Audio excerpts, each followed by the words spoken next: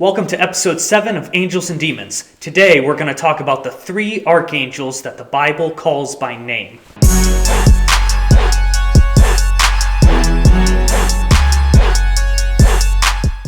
Sacred Scripture only tells us the names of 3 angels: Gabriel, Raphael, and Michael. You may hear other people list other names or different archangels. Some people actually talk about 7 at different times, but in reality, the Bible only mentions the names of 3. The other names come from Jewish writings that aren't part of the Bible. And from a Catholic perspective, in a synod in 745 AD, Pope St. Zachary actually forbid Catholics to use names for any other angels in veneration, except for the ones that we know explicitly from Scripture: Gabriel, Raphael, and Michael. Does this mean that there are only 3 angels? No.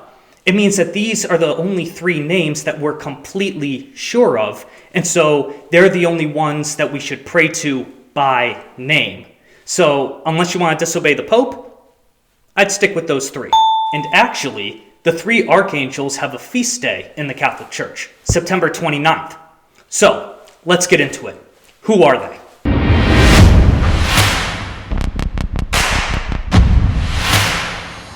The first is Saint Gabriel. He's God's messenger. Well, all the angels are messengers, but Gabriel's the one who gives the most important messages. His name means strength of God, and Gabriel's the one that God uses to tell the message of the coming of Jesus. Like I said, most important. In the book of Daniel, in the Old Testament, Gabriel interprets 2 of Daniel's visions for him. We see this in chapters 8 and 9. And both of these visions have to do with the end of time and the coming of the Messiah, which, of course, is Jesus. So even in the Old Testament, Gabriel's mission has something to do with Jesus. In the New Testament, Gabriel appears in the Gospel of Luke to both Zechariah and to Mary at the Annunciation.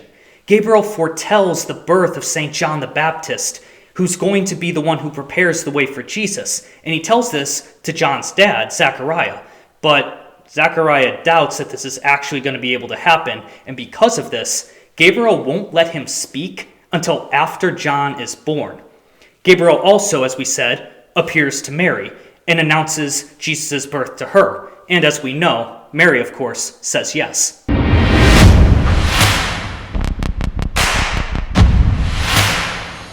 The next archangel is Saint Raphael. He's God's physician, meaning God likes to use him to heal people. His name literally means healing of God, or medicine of God.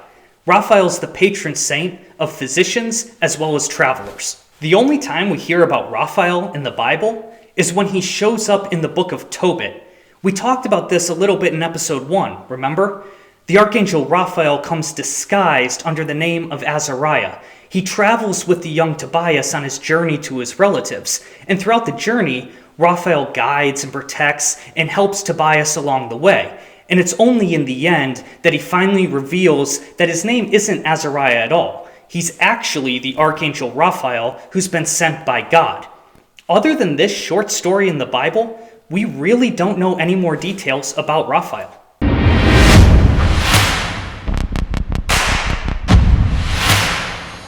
The last archangel is Saint Michael, the Prince of the Heavenly Host. His name literally means, "who is like unto God," and he's the commander of God's armies. Saint Michael is mentioned a number of times in the Bible. He's called one of the chief princes who fights to protect Israel. In Daniel 10:13, an angel tells Daniel, "The prince of the kingdom of Persia withstood me 21 days, but Michael, one of the chief princes, came to help me. So I left him there with the prince of the kingdom of Persia." So this angel was fighting to help Israel, and he's fighting against the demon who's in charge of Persia. This is what he means when he says the prince of the kingdom of Persia. And he can't break through for 21 days until Michael shows up and comes to help him. Then Michael takes over the battle, and this angel is sent to talk to Daniel. But then after speaking with Daniel, in verses 20 and 21, the angel tells him, "Do you know why I have come to you? But now I will return to fight against the prince of Persia. And when I am through with him, behold, the prince of Greece will come. But I will tell you what is inscribed in the book of truth. There is none who contends by my side against these, except Michael, your prince. Notice here that Michael is called your prince, meaning he's the one who's in charge of protecting Israel. He's literally the guardian angel of Israel, God's people. Michael also will show up in the end times to help God's people. Daniel 12:1 says, "At that time shall arise Michael, the great prince who has charge of your people. And there shall be a time of trouble, such as never has been since there was a nation till that time. But at that time your people shall be delivered, every one whose name shall be found written in the book." So we see also in this passage that Michael is the one who has the duty to protect the people of God. Michael is the special patron of Israel, and now the church. Michael is also the one who led the angels in the battle against the devil when he rebelled in the beginning. He's the one who defeats the devil and casts him down from heaven. We hear this story in the book of Revelation, chapter 12, verses 7 through 9. Now war arose in heaven, Michael and his angels fighting against the dragon, and the dragon and his angels fought, but they were defeated, and there was no longer any place for them in heaven. And the great dragon was thrown down, that ancient serpent, who is called the devil and Satan, the deceiver of the whole world. He was thrown down to the earth, and his angels were thrown down with him. This isn't the only time he smacks Satan. Michael also argues with the devil about the body of Moses. We hear about this in Jude 1:9.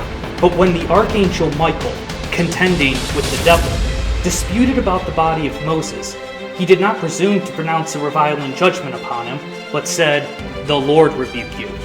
So, clearly, Michael's still kicking his butt. To sum up, Saint Michael has 4 duties in Catholic tradition. 1. To war against Satan and his fallen angels. 2. To save the souls of the faithful from the power of Satan, especially at the hour of their death. 3. To protect the people of God, both the Jews of the Old Covenant and also the Christians of the New Covenant, the Church. And 4. To lead souls when they die and present them before God for judgment. So, when you die, St. Michael's showing up. For better or for worse? Well, there you have it. That's a crash course on the 3 archangels the Bible calls by name: Gabriel, Raphael, and Michael. And if you'd like to hear more about the guy whose butt Michael keeps kicking, old Redlegs, then stick around for our next episode, The Devil and Company. Until then, hit that like button if you learned something new. Subscribe if you'd like to see more. This has been Angels and Demons.